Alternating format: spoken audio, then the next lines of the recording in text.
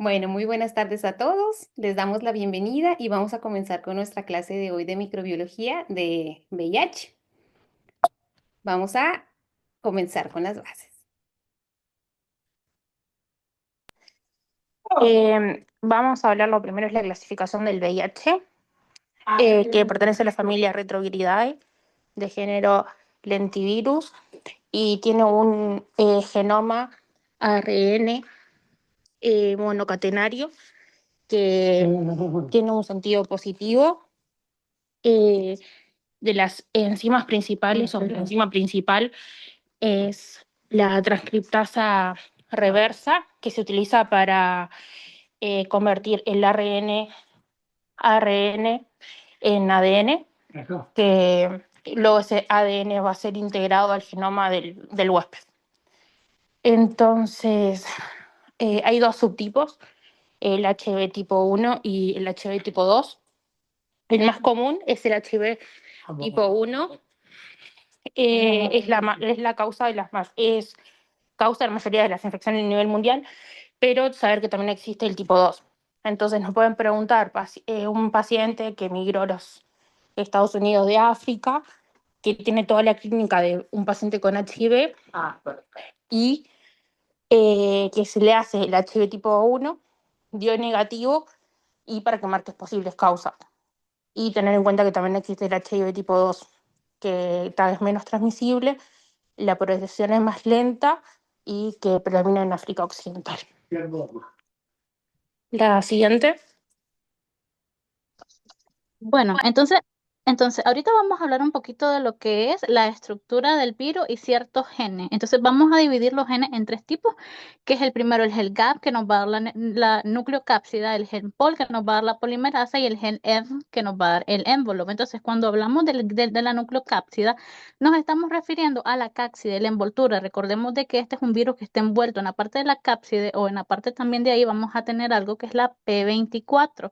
Esta es una proteína, por así decirla, que es en forma de cono, que tiene múltiples copias, y lo que va a hacer es que va a estar ahí dándole, por así decirlo, esa estructura. Esta es una proteína que no va a ser no variable. ¿Qué significa?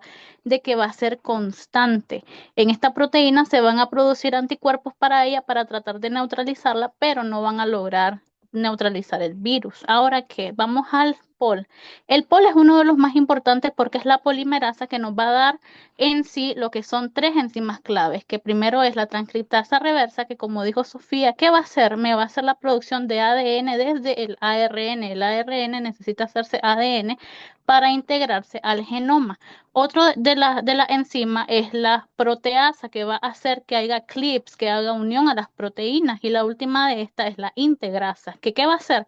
Me va a integrar el ADN a lo que es al DNA de la célula host, de la célula que la está recibiendo. Y uno del último gen que hablamos es el gen que es envelope, que son las proteínas que están ahí, que es la proteína GP120 y la GP41, que estas se van a unir y van a formar por un complejo, por así decirlo, que es el PG160, que se va a formar y que se hace el eclipse. ¿Podemos ir a la siguiente diapositiva, por favor?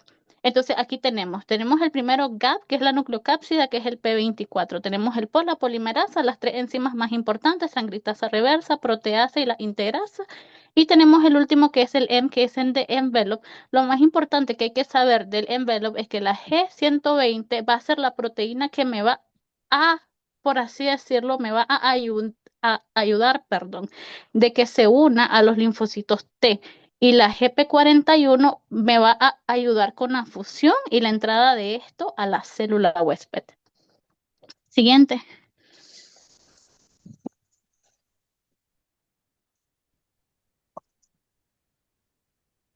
Hola, bueno, yo voy a hablar del ciclo de la vida del VIH y puse esta pregunta que voy a leer. Es, ok, es, a 32-year-old man presents to the clinic with progressive fatigue, weight loss, and recurrent oral thrush over the past 3 months. He has a history of unprotected sexual encounters. Physical examination reveals generalized lymphadenopathy and white plaques on the oral mucosa that scrape off easily. Lab testing shows a CD4 T cell count of 180 and a positive HIV. Del caso clínico es muy como es straightforward de VIH, pero ahora la pregunta, which of the following steps in the HIV life cycle is directly targeted by integrase inhibitors in antiretroviral therapy? Entonces aquí están las opciones y pues bueno, vamos a explicar como tal más adelante el caso y podemos regresar a las opciones. ¿A la que sigue? Bueno, ya, ahí está pero prefiero avanzar y luego regresar. Lo debí haber puesto al final. Bueno, primero, para entender el ciclo de la vida, quisiera como mostrar un poco más acerca de las proteínas que están involucradas en el ciclo de la vida. Como bien decían anteriormente, el gen M, que aquí como representé, van a ser dos barquitas que van a llegar como a un puerto en la siguiente imagen. La primera barquita es la barquita de enviados. Entonces, esta barquita va a representar al gen M, ¿ok? Porque es M de enviados. Como pueden ver, el gen M, la barquita está pintada de muchos colores, porque el gen M le confiere protección al virus por medio de variabilidad antigénica. Entonces, quiere decir que cuando ya el cuerpo hace unos anticuerpos, el gen M, muta y entonces cambia su conformación. Por eso los múltiples colores, porque si te dicen cuál es el mecanismo por el cual se protege, pues bueno, va a estar mediado por la variabilidad antigénica que tiene el gen M de enviados, ¿ok? El gen M, pues codifica esta proteína grande, que es la 160, y pues esta se parte en dos, en 120, y pues por alguna razón no es 40, es 41, ¿no? Que está representado por los dos números. Entonces 120 más 40 es la proteína grande, ¿no? Que es la 160, pero pues queda 41, ¿no? Pero si lo suman, van a saber que la proteína, el gen de la proteína GP120 y la GP41 vienen del enviados. Aquí está su como boya, porque la GP41 es una proteína de fusión que vamos a ver más adelante, entonces necesita como colgarse. Y la 120 es solamente una envoltura que como hace contacto, por eso está como pegado. Ahorita vamos a ir más allá. La siguiente como gen que codifica, pues va a ser el gen GAG. Aquí este monito está como amarrado, amordazado, que quiere decir gag. Entonces es para que recuerden, este barquito gris y triste es de este monito que está gagged. Y este tiene un reloj, que este reloj funciona, perdón por mi perrito, funciona 24/7. Ajá, o sea, las 24 horas del día. Por eso va a codificar para la proteína P24, que es muy importante, vamos a ver más adelante para los diagnósticos, y a la 17, que es por eso es 24/7, por eso el reloj. El monito está amarrado 24/7. ¿La que sigue? Please. Bueno, y entonces vamos a tener que llegan nuestros dos genes. Estos son genes de adentro del virus, ¿no? Entonces tiene el gen GAG y el gen M. Pero tenemos un tercer gen que ya nos habían hablado, que es el gen POL, que va a ser ahí está mi flecha, que es este monito que está aquí.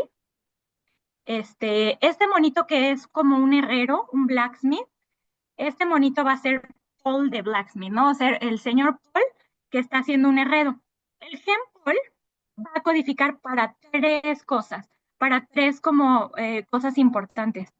La primera es una espada que va a representar las proteasas, la segunda es una llave que va a representar las integrasas y la tercera es una varita mágica que es la reverso transcriptasa. Entonces, ¿qué codifica mi gen Paul? Integrasa, que es la llave que te permite integrarte a un cuarto. Proteasa, que es la espada. Las proteasas son como cuchillos o espadas, ¿no? Que cortan algo, ¿no? Y una varita mágica, porque pues la reverso transcriptasa es como una enzima mágica, ¿no? Y extraña.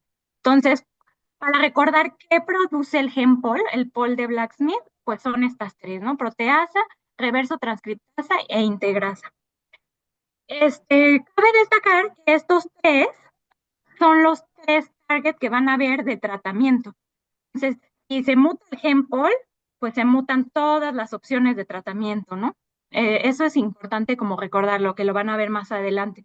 Todos nuestros tratamientos van dirigidos a él.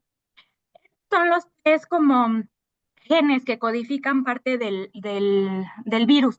Ahora vamos a ir con el ciclo de la vida. El virus va a tener esta armadura colorida, ¿no? Porque es una como envoltura, ¿no? Es una envoltura colorida porque mi armadura color rosa colorida va a representar mi envoltura, mi gen EMP, mi proteína 120, ¿ok?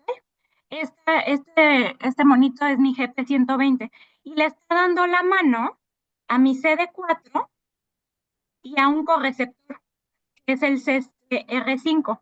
O puede ser igual, mi CD4 y al mismo tiempo el mismo M le da la mano al CXR4. Estos los dos son correceptores, por eso le están primero dando los CCR5 y CXR4, le dan la mano al CD4 y el CD4 le da la mano al M, que como ven es colorido igual que mi barquita. Entonces, el que le da la mano es este, ¿ok? Y el GP41 es una cuerda, como estas cuerdas, que se anclan a la pared. Este monito tiene aquí el 41, ¿no? Es un ancla para tratar de brincar la pared.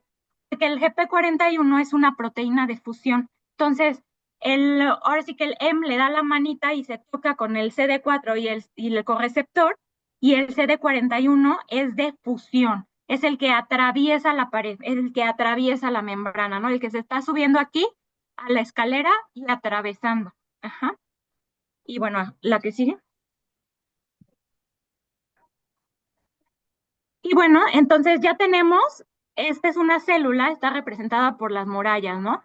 Estos son todos los monitos que quieren invadir, ¿no? La célula, pero ya esta célula ya entró.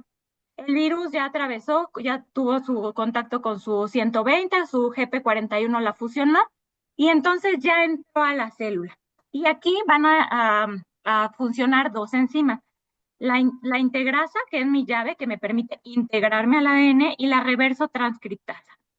Entonces, llega y la reverso transcriptasa, que es mi mago aquí que hace magia, ¿no? Porque es como una enzima rara, lo que va a hacer es que va a duplicar en forma reversa, ¿no? A mis soldados. Y entonces los soldados coloridos ahora son estos como fantasmas, porque ya hizo sus clones al revés para, pues, multiplicar los viriones, ¿no? Ese es el primer paso. Pero no es hasta que el ADN viral se integra por medio de esta llave que está como subiendo la escalera. Cuando se integra, cuando tienes la llave por medio de la integrasa, ya va a formar parte de mi ADN. Se va a meter al ADN y entonces esto va a permitir que el sistema de la célula, pues ya los ribosomas, ¿no? Formen su RNA mensajero, el RNA de transferencia, y se utiliza la maquinaria de la célula para producir sus propias proteínas. ¿La que sigue? Entonces, pues ya con mi explicación loca, a lo mejor les sirve a algunos. Y ahora la explicación, pues, de libro, ¿no? Como de imagen, pues sería esto: es mi partícula de VIH, el, el, el, la bolita, como que esta bolita que se une aquí, representa el 120. Ajá. Y lo demás, el palito, es la GP41, que es la proteína de fusión.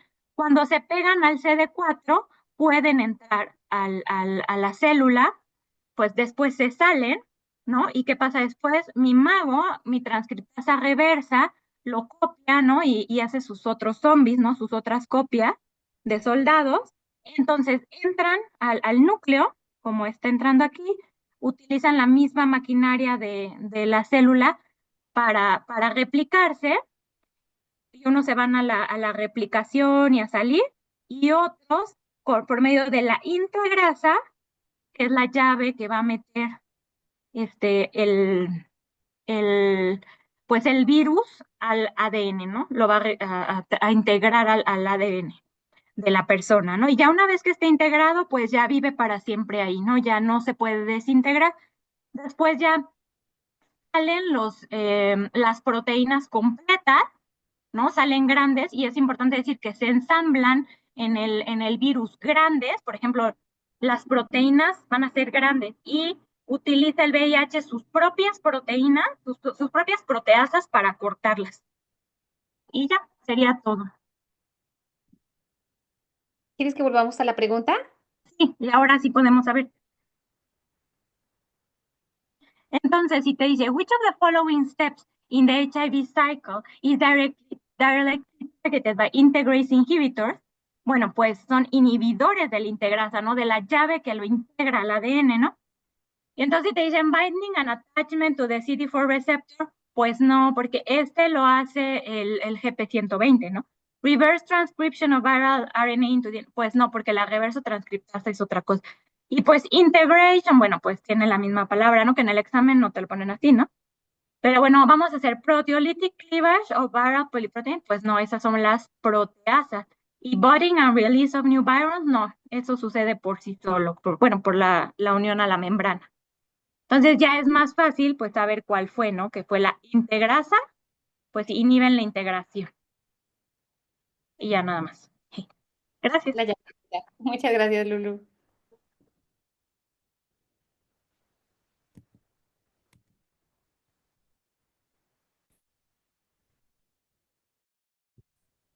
Ok.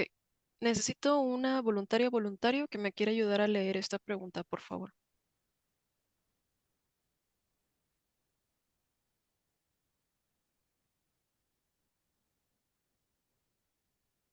Yo la Yo la leo. leo, yo no puedo leer. Ok, cielo. Muchas Bueno, gracias. yo lo leo. Entonces dice, a 25-year-old female presents to the clinic with a 5-day history of fever, sore throat, generalized malaise, and a maculopapular rash. She also reports painful oral ulcers, myalgias, and non-tender cervical lymphadenopathy. She recently returned from a vacation in Philippines where she engaged in unprotected sexual intercourse with multiple partners. She denies any past medical history and has no known drug allergies.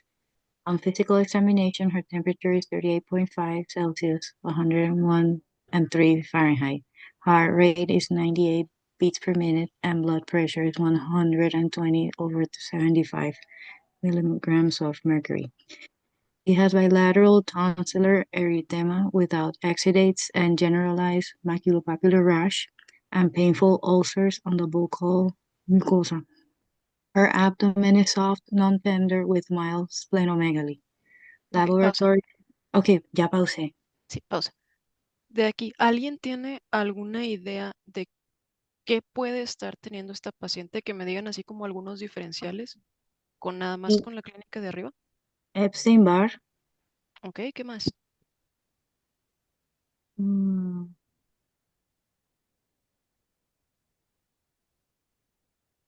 ¿Podría ser el lupus también? Ok, vamos a hacer muchos diferenciales. O sea, ustedes aviéntenme un montón de diferenciales y vamos a ver cuál También sí o cuál podría no. ser cualquier enfermedad como viral que usualmente cursan con los mismos síntomas. Ok, entonces nos quedamos con Epstein-Barr, lupus, mm, Neisseria, mono, Uno. cáncer.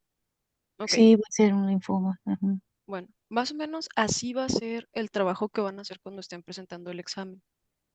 Y los laboratorios les pueden ayudar un montón, porque aquí ya tenemos unos laboratorios donde nos dice que tiene linfopenia. Con linfopenia, de los diferenciales que estábamos pensando, ¿hay alguno que podamos cancelar? Decir, bueno, este siempre no. Hay varios, ¿no? Porque la mayoría de los que me dijeron a veces cursan con linfocitosis en lugar de linfopenia. Y entonces luego ya aquí dices, bueno, si me están dando una cuenta de CD4, una PCR de VIH, pues tengo que quitar todo el resto de los diagnósticos, ¿no? Pero si no me lo dieran, con mi simple linfopenia yo podría descartar, por ejemplo, mononucleosis, porque normalmente la mononucleosis me va a subir la linfocitosis. ¿Qué más podemos descartar? Un cáncer. Y bueno, aquí lo importante de esto es, este es un cuadro agudo, ¿sí? Nos está diciendo que tiene 5 días con fiebre y acaba de regresar de sus vacaciones donde tuvo relaciones sexuales sin protección con múltiples parejas. Entonces, sí, early phase de HIV. Y Tristemente, a pesar de que solo tiene 5 días, su carga viral está súper elevada. Entonces, esta es una paciente a la que hay que ponerle muchísima atención. ¿Podemos ponerle la que sigue, por favor?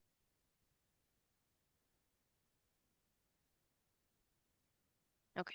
Entonces, aquí teníamos una lista de diferenciales, como mononucleosis infecciosa, sífilis secundaria, citomegalovirus o incluso una faringitis estreptocócica. La que sigue y la que sigue. Entonces, cuadro agudo. Tiene fiebre, tiene faringitis, tiene linfadenopatía. Lo que van a ver en rojo es lo más importante y lo que les puede ayudar a hacer como más cerrado su diferencial. Y tiene úlceras con rash. El rash lo podemos pensar, ok, tiene mono, pero si se acuerdan, decía que las úlceras eran dolorosas y por lo general el mono, no todas las úlceras van a doler. Entonces, este cuadro se conoce como síndrome retroviral agudo, que no se les olvide ARS, porque se puede confundir con SARS y no tienen mucho que ver.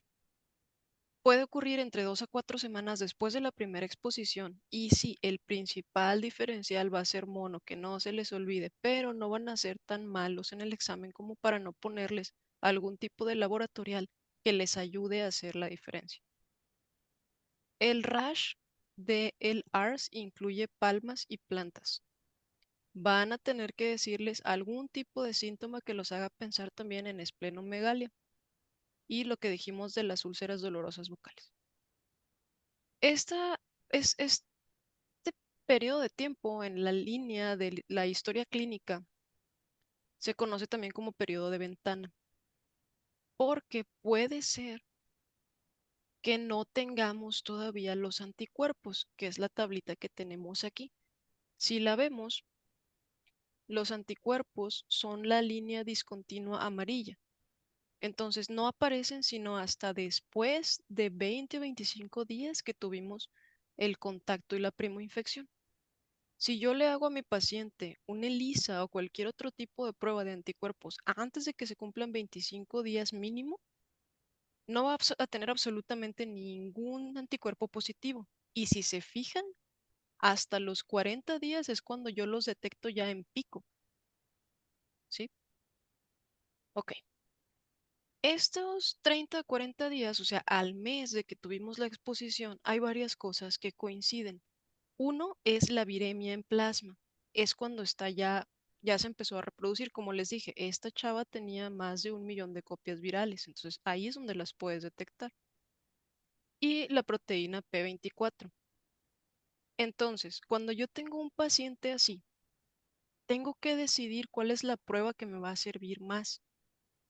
Y la PCR o la amplificación de los ácidos nucleicos es la prueba que me va a permitir notar esto más temprano. Es la prueba que se hace con el periodo de ventana, con los recién nacidos, etcétera, ¿no? Es la que más me va a servir. Esto tienen que recordarlo, porque en el examen sí les gusta ponerles este tipo de preguntas. Como quiera, más adelante la doctora Lady nos va a explicar un poquito mejor esto. Y la fase que sigue después de un periodo agudo se conoce como fase de latencia clínica. Ese es nuestro paciente típico de VIH, que ya tiene varios años que tiene la infección, que a lo mejor ya le estamos dando la terapia antirretroviral y que empieza con, por ejemplo, las diarreas, que les gusta mucho poner ese caso, ¿no? Un paciente con VIH que empieza con una diarrea aguda o que empieza con una neumonía leve. Este es el pedacito de la línea del tiempo en el que nos va a tocar ver eso. Entonces, ya se conoce como síntomas constitucionales y puede haber, dependiendo de qué tan alta es la carga viral y cómo está reaccionando el sistema inmune de mi paciente, que tenga mala suerte, que no haya empezado la terapia y que mucho antes de 10 años se convierta a una definición clásica de SIDA. La definición clásica de SIDA es una lista de enfermedades que si mi paciente las tiene, yo ya puedo decir que ya empezó con el síndrome de inmunodeficiencia adquirida y tengo que cambiar el tipo de tratamiento que le estoy dando. Aquí hay una lista pequeña que nos da la definición. síntomas constitucionales severos, enfermedades oportunísticas o neoplasias. Alguien que se acuerde cuál es la neoplasia que históricamente ha sido como que la más Sarcoma, cercana al VIH, sarcoma de Kaposi, ¿no? sarcoma de Kaposi. Muy bien. ¿Y qué virus me da el sarcoma de Kaposi? El HHV8. 8. Bien, excelente. ¿Podemos darle que sí? Entonces, aquí es una tablita nada más que trae un resumen y recuerden dónde están los rayitos, es como el buzzword que les va a ayudar a reconocer. En el examen no siempre ponen buzzwords, por eso es importante recordar que tenemos que buscar sinónimos de mi buzzword. Entonces, por ejemplo, aquí que dice thrush, puede que en lugar de que te digan oral candidiasis te digan thrush, o puede que te digan nada más white plaking tongue. Entonces tienen que recordar buscar sinónimos de todos estos buzzwords, porque como año con año salen los recursos para estudiar para el examen, ellos tienen que ajustar y tienen que ir modificando la dificultad. Entonces van a usar menos buzzwords. Ok, entonces, otra vez, ARS, Acute Retroviral Syndrome. 2 a 4 semanas, normalmente los CD4 o están normales o están un poco reducidos. La carga viral es relativamente alta. La clínica va a ser fiebre, dolor de garganta, rash, linfadenopatía, mialgias por toda la IL-6 que se libera y la IL-1 y úlceras orales. Normalmente les van a poner que son dolorosas para poder hacer el diferencial con otras infecciones o con otras enfermedades. El rash incluye palmas y plantas, entonces te tiene que ser un diferencial de sífilis también. No va a tener infecciones oportunistas, a menos que tenga muy mala suerte, no les van a poner infecciones oportunistas. Y el diagnóstico, como dijimos, primero PCR, porque el ELISA no me va a detectar nada. Y el manejo, como es un paciente que apenas va empezando, pues la terapia retroviral. En cuanto te llegue la prueba, terapia retroviral. Incluso ahora se está usando que antes de que tengas el resultado de la prueba, si tu sospecha clínica es alta, que inicies la terapia retroviral. Y luego tenemos la crónica, que ya dijimos, puede estar asintomático o con síntomas muy leves y aquí puede durar años el paciente. Depende de qué tan resistente es su sistema. La cuenta de CD4 aquí normalmente está entre 200 y 500. Ahorita vamos a ver que estos números hay que aprendérnoslos en el corazón por la lista de enfermedades que me definen el AIDS. La carga puede ser baja, pero no va a cambiar. Sintomatología, pues la que sea, ¿no? Dependiendo de qué es la mala suerte que le dio al paciente, si le dio diarrea, si le dio neumonía leve, si trae candidiasis, si nada más está fatigado. Aquí pueden ponerles muchos síntomas en el examen. De oral findings, pues aquí les puse candidiasis y hay que recordar que para el diferencial de candidiasis contra leucoplaquia es que cuando le pasas el lenguas, la cándida sí se va a soltar y me va a quedar eritematosa la mucosa de abajo. Y la leucoplaquia no se libera, no se quita. Por más que le esté estallando, no se va a quitar. Normalmente aquí no tienen rash a menos que estén sobreinfectados con alguna otra cosa. Y lo que más les gusta poner de caso es una reactivación de tuberculosis, porque como ya está empezando a bajar el sistema inmune, todas estas enfermedades pueden reactivarse y por eso les gusta poner esta. Entonces puede que les pongan un paciente que fue migrante y que ha estado perdiendo peso y que le hacen su prueba y tiene TB. Entonces tú puedes decir, bueno, solo es una TB, pero hay que buscar los laboratorios alguna otra pista, porque si te dan un CD4 bajo, pues es un VIH, no una TB, en la respuesta que están buscando. Y aquí puedes hacer tanto ELISA como Western Blot o carga viral. Y es muy importante que si en el examen les ponen que este paciente no ha empezado el tratamiento con antirretroviral, aquí ya se tiene que iniciar, ya no hay de otra, porque si no se va a morir. Y luego nuestro paciente ya con AIDS por definición es un paciente que tiene menos de 200 CD4, eso apréndanselo, porque la lista de enfermedades empieza en 200 células. Y luego, si tiene 150, tiene una lista de enfermedades que le pueden dar. Si tiene 100, otra. Eso es muy importante que se lo aprendan. Todas son infecciones oportunistas, tienen pérdidas muy severas de peso. Y aquí es cuando me pueden dar un caso de un paciente con un tumor, sobre todo un tumor cerebral, porque hay un tipo de tumor cerebral que se asocia mucho a AIDS. ¿Alguien se acuerda cuál es?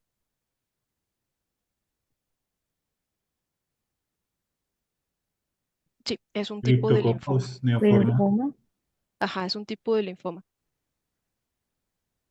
Muy bien.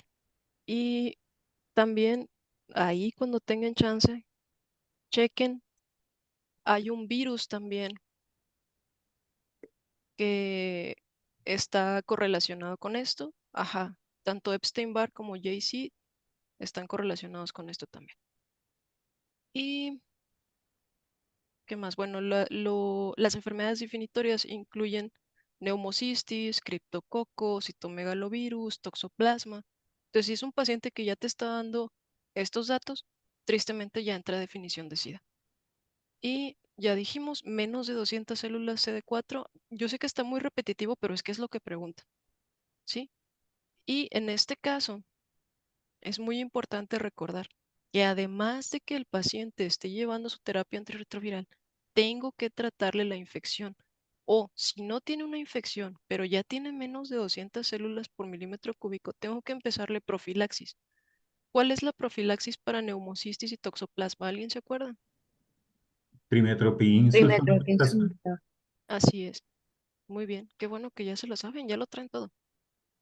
Muy bien. ¿Podemos darle que sigue? Muchas gracias, Lidia. Sí, gracias. ¿Quién nos puede ayudar a leer esta pregunta?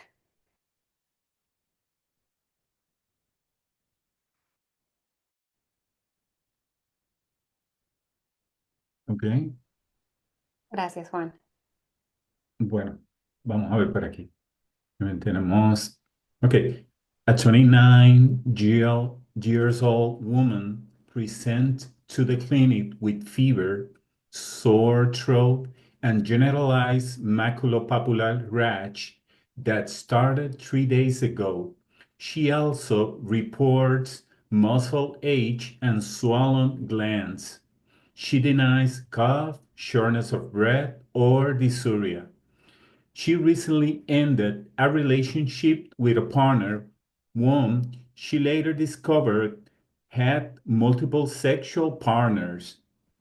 She recalls having unprotected vaginal intercourse within 14 days ago. Her past medical history is unremarkable, and she takes no regular medication. She does not use intravenous drugs or consume excessive alcohol. On examination, she has mild pharyngeal erythema, generalized lymphadenopathy, and non-tender cervical lymph nodes. Which of the following is the most appropriate diagnostic test at this time? A, CD4 T cell count, B, HIV-1 RNA PCR, C, fourth generation HIV-1 or 2 immunoassays, D, Western blot for HIV, and E, HIV P24 antigen test only. Muchas gracias, Juan. Entonces, miren, ¿qué tenemos de este caso clínico, no? Nos dan como el paciente que tiene muchos síntomas constitucionales, ¿sí? Que tiene el eritema que nos dijeron, la linfadenopatía, todo lo que nos dijo Lidia, estos síntomas constitucionales que son inespecíficos y que pueden ser de muchas enfermedades. Y nos dice que tuvo una relación sexual sin protección 14 días, 2 semanitas apenas. Entonces, si queremos detectar VIH, ¿cuál pediríamos? A ver, ustedes pedirían un conteo de CD4, el PCR del RNA, un monoensayo de los anticuerpos HIV 1 y 2, el Western blot o el P24 que nos explicó Lulu. Pongan en el chat ustedes cuál solicitarían. ¿Cuál respuesta escogerían? Bueno, por mucho gana la B, ¿verdad? Pero en este caso la respuesta correcta es la C. ¿Listo? La prueba de cuarta generación. Y para que nosotros entendamos por qué es esta, debemos ver que para que nosotros sepamos cuál escoger y cuáles son las que se utilizan actualmente y que son las que nos van a preguntar en el examen, es que tenemos de 5 generaciones del 1 al 5, ¿sí? Aquí la que nos estaban diciendo que era correcta era la de cuarta generación. La de primera y segunda generación solo nos va a detectar IgG, ¿listo? IgG. Y como sabemos, los IgG son anticuerpos tardíos. Por lo tanto, si queremos detectar de forma temprana, pues esta no nos va a servir. Ahora, a la tercera, ¿qué le agregamos? Tenemos el IgG que tenían las dos anteriores, pero a esta ya le agregamos IgM. Entonces, esta ya nos va a detectar anticuerpos más tempranitos. Esta fue ya la siguiente que salió. Ahora, ¿qué le vamos a agregar a la de cuarta generación? Tenemos las IgG, la IgM y le vamos a agregar el antígeno P24, que fue el que nos explicó Lulu, ¿no? El P24. Ahora, y la de quinta generación, le vamos a agregar la IgG, la IgM, el P24 y además nos va a poder diferenciar si es VIH tipo 1 o si es VIH tipo 2. Ujú. Ahora, ¿qué ventajas y limitaciones tienen estas? Pues las primeras, que aunque son sensibles, pues tienen un diagnóstico muy tardío porque solo nos está detectando IgG y adicionalmente no nos va a diferenciar de VIH1 y VIH2. A la que le agregamos la IgM, pues vamos a tener ya una detección más temprana, ¿verdad? Pero igual, no nos diferencia de VIH1 ni VIH2. A la que le agregamos el antígeno 24 más los anticuerpos IgG e IgM, pues tenemos una detección mucho más temprana, porque el antígeno P24 lo podemos detectar antes de que se creen los anticuerpos. Pero de igual forma, no nos diferencia de VIH1 ni VIH2 y esta es la que más se utiliza, ¿vale? En las guías. Y la última, pues la ventaja que tiene es que ya nos va a poder diferenciar la de VIH1 y VIH2. Bueno, ahora. Pregunta de examen. ¿A partir de cuántas semanas las de cuarta generación salen positivas? Estas van a salir positivas a partir de las 2 semanas, de los 14 días.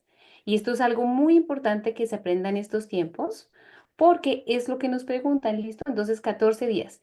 Y justo por esta razón, en el caso clínico, les colocamos que esta paciente había tenido un contacto sexual 14 días antes, para que no se nos olvide, ¿vale? Entonces, 14 días, 2 semanitas después de la exposición, una prueba de cuarta generación, que es la que detecta anticuerpos IgG e IgM, nos va a salir positiva. Ahora, aquí donde queda el Western blot. El Western blot lo que va a hacer es que nos va a detectar la IgG de solo VIH tipo 1. Bueno, y es por esto que esta prueba es una prueba que ya la CDC ya nos recomienda que se realice para confirmar una infección por VIH. Y bueno, ¿por qué se debe esto? Esto se debe porque es menos precisa que las otras disponibles y como solo detecta IgG, pues tiene un periodo de ventana muy largo que puede ser inclusive de meses. Y pues ya tenemos pruebas que nos detectan IgM y que nos detectan los otros antígenos. Por lo tanto, si en caso que nosotros realicemos un Western blot, vamos a necesitar una prueba confirmatoria, así el resultado salga negativo. Bueno, y otra cosa es que las pruebas rápidas, si han visto que a veces realizamos pruebas rápidas en los hospitales, en las clínicas, que uno mismo las realiza, las pruebas rápidas son las de tercera generación. Bueno, entonces estas son las rápidas. Bueno, a ver, déjenme ahora. Nosotros debemos diferenciar dos conceptos. Uno, que si estamos realizando el tamizaje y dos, si estamos realizando ya o sea, la confirmación del diagnóstico. Si estamos realizando el tamizaje, nosotros lo vamos a dividir si el paciente tiene menos de 18 meses o si tiene más de 18 meses. Entonces, si tiene más de 18 meses, ¿cuál dijimos? Que es la prueba de cuarta generación, la que detecta antígeno, anticuerpo y el antígeno P24. Ahora, si tiene menos de 18 meses, como nos dijo Lidia, nos vamos a ir de una vez con la prueba de PCR, la que nos va a detectar el ARN del virus. ¿Por qué en menores de 18 años no vamos a solicitar una de cuarta generación que nos detecta antígenos y anticuerpos? Porque nos pueden dar falsos positivos por el paso por la transferencia de anticuerpos de VIH de la mamá. Entonces, por eso, en menores de 18 meses no utilizamos pruebas que tengan anticuerpos. Nos van a salir los anticuerpos de la mamá. Entonces, esto fue tamizaje. Ahora, si el tamizaje sale positivo y necesitamos confirmación, Lo vamos a dividir si el niño tiene 2 años o menos de 2 años. Si tiene más de 2 años, pues vamos a realizar un ensayo de diferenciación de anticuerpos VIH-1 y VIH-2, más si salen negativos o intermedio, una prueba viral. Este es el PCR. Y si es menos de 24 meses, nos vamos con la prueba virológica, es el RNA. ¿Listo? El PCR del RNA. Entonces, en conclusión, si vemos niños chiquitos que en los exámenes tampoco nos van a poner así 17 meses, ¿no? Pero nos vamos a aprender que niños pequeñitos siempre, siempre, siempre va a ser el RNA. Ya el problema va a ser cuando tienen más de 2 años o que son adultos. Y para que nos quede un poquito más claro, trajimos este algoritmo. Entonces dijimos que en mayores de 18 meses comenzamos nuestro diagnóstico ¿con qué? Con la de cuarta generación. ¿Qué dijimos que nos detecta los de la cuarta generación? Nos detecta IgG, nos detecta IgM y adicionalmente nos detecta ¿qué? 24. El P24. Perfecto. Ahora, esto, sí, todos esos tres, pues ya dijimos que nos permite un diagnóstico más temprano y aquí tenemos, ¿no? Un diagnóstico más temprano porque el antígeno sale mucho antes que la anticonversión de anticuerpos.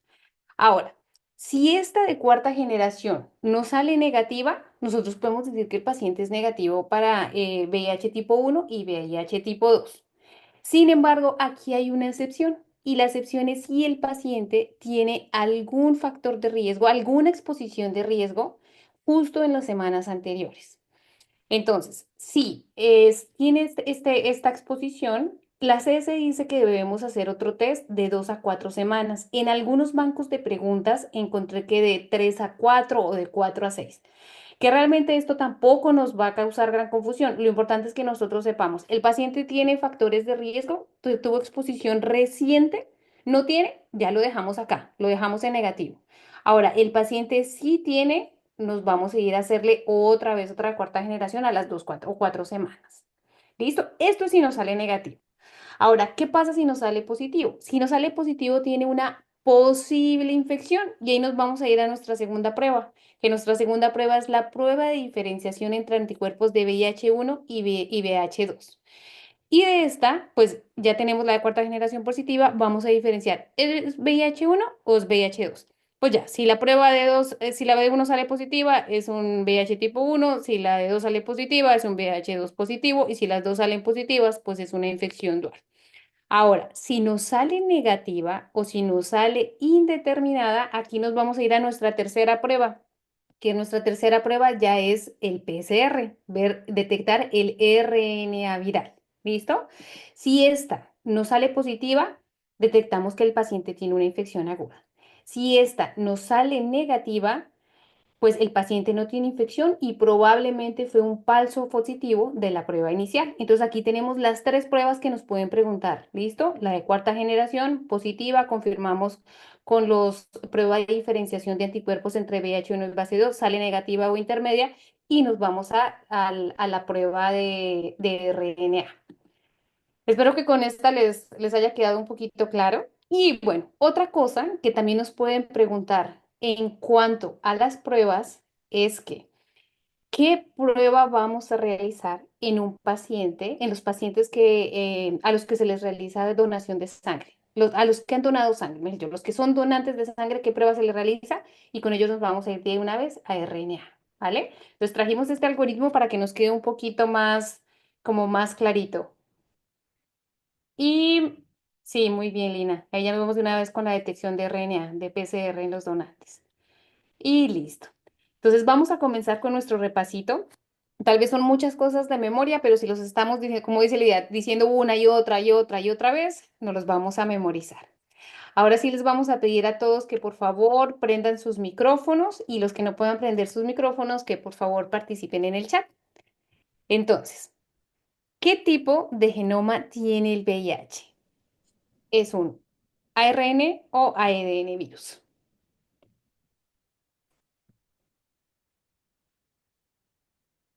Muy bien, oh, muy bien, Lina. Si tú lo pusiste completo, pues muy bien, es un ARN, ¿no? En sentido positivo. Perfecto. ¿El VIH tiene envoltura? ¿Qué dicen? Muy bien, perfecto, sí, y tiene envoltura. Ahora, ¿cuál es el serotipo más común de VIH? ¿El uno o el 2? Perfecto, muy bien, el uno. Ahora, ¿cuáles son las dos proteínas de envoltura?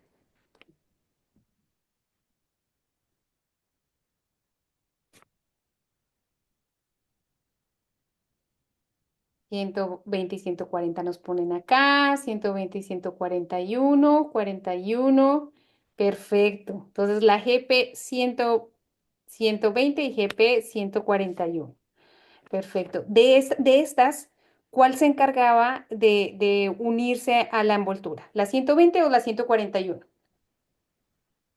Perfecto, la 120. ¿Y cuál se encargaba ya de fusionarse, de entrar? La 41. Muy bien. Ahora, ¿cuál es la proteína de la cápside? Perfecto, la P24. ¿Y qué prueba de qué generación es la que nos detecta esta proteína? De cuarta generación. Excelente. ¿A qué receptores se une el VIH en las células T?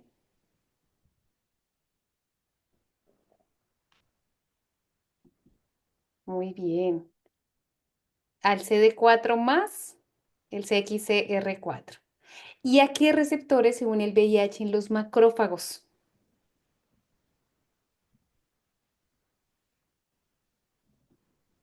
Al CCR5. Muy bien, Yulesi. Perfecto. Ahora, ¿cuáles son los dos tipos principales de medicamentos que se usan para inhibir la transcriptasa reversa?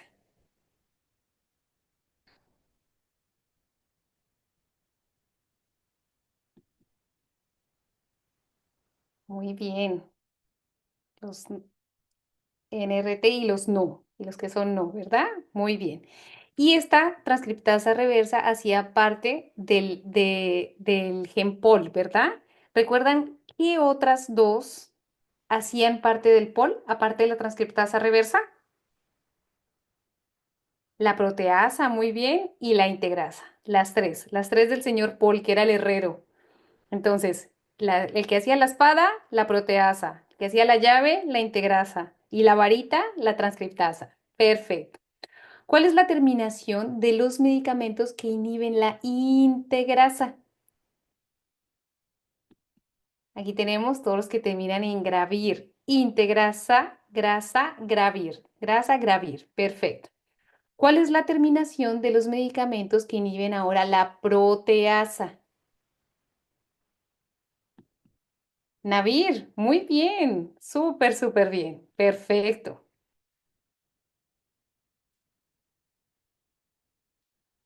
Ok, vamos a ver. De izquierda a derecha. ¿Cuál es el otro nombre que tiene la prueba de detección viral?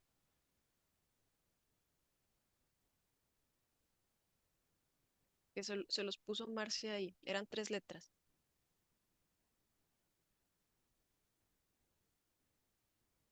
Casi. Nuclear Antigen Test. Nat. NAT. ¿Ok? Y luego, ay, ahí me faltó borrarle el cuarta. Bueno, era qué prueba se usa para detectar P24. También ya se los dijo Marce, la inmunoassay de cuarta generación. Ok. Perfecto. ¿Cómo se llama el periodo clínico que va de 5 a? ¿Ahí se escucha un poquito mejor? Sí, se escucha un poquito mejor. Ok. ¿Cómo se llama el periodo clínico que el paciente cursa alrededor de 5 a 10 años? ¿Cómo se llama esa fase? Si dijimos que al principio era el ARS, ajá, muy bien, sí. Fase de latencia clínica, muy bien. ¿Ok? ¿Y cómo se llama cuando el paciente tiene esta lista de síntomas constitucionales severos, infecciones oportunistas o neoplasias? Overt AIDS, muy bien. ¿Y cuál es el corte de células que les dije Thank you, mi que vida. tiene que ¿Me tener, la das? ¿cuál es el corte? ¿Y Muy por bien, qué te vas? 200 células. Muy bien, Yo te dije que te sentaras a la par mía y que te ibas a ahí sobar. está. Gracias, Lidia. Muchas gracias. Ahorita, mami. Ok, Así mi que, cielo. ahora sí, Venga, papá. Dije que Catherine, te acostaras aquí y que te ibas a Catherine, sobar. creo que tienes tu micrófono. Gracias. Dice, ¿Cuál es el test de screening preferido para adultos y niños mayores de 18 años?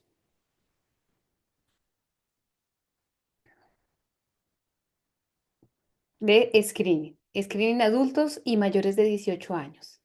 Perfecto. Los de cuarta generación, ¿no? La combinación de antígenos. ¿De qué? ¿Antígeno cuál es? El P24, anticuerpos IgG, IgM. Perfecto. ¿Cuál es, qué detecta justo el de cuarta generación?